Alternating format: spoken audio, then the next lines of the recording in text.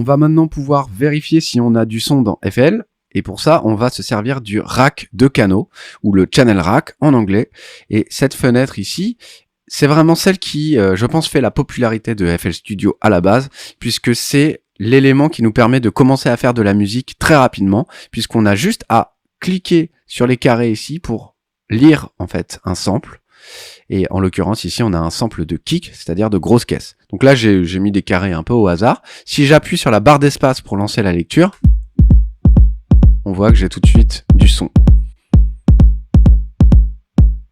Si je souhaite supprimer des carrés, je vais cliquer avec le bouton secondaire de la souris, à savoir le bouton à droite de la souris. Ça me permet de retirer des carré dans le rack de canaux. On l'appelle aussi le step séquenceur, lui, c'est-à-dire c'est un séquenceur pas à pas, et c'est vraiment la première fonctionnalité intéressante dans FL Studio, c'est que dès qu'on démarre le soft, on peut commencer à faire de la musique tout de suite sans avoir besoin de réfléchir, et ça, je trouve ça assez génial. Donc j'ai bien du son, hein, ça fonctionne. Là, j'ai mis juste une grosse caisse, je pourrais me mettre un clap, par exemple, en mettant un kick, et ensuite un clap. Donc je vais supprimer le kick ici en faisant un clic à droite, ensuite un kick, et à nouveau un clap. Donc je supprime le kick et je mets un clap. Et on voit d'ailleurs que les couleurs sont légèrement différentes sur les 4 premiers carrés, et sur les 4 suivants, en fait j'ai une teinte légèrement rouge, ce qui m'indique que c'est le deuxième temps de la mesure.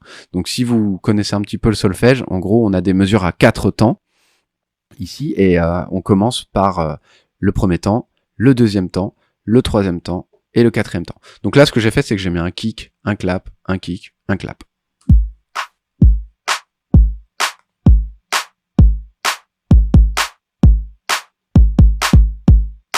Et ensuite, on peut rajouter, par exemple, des hi-hats.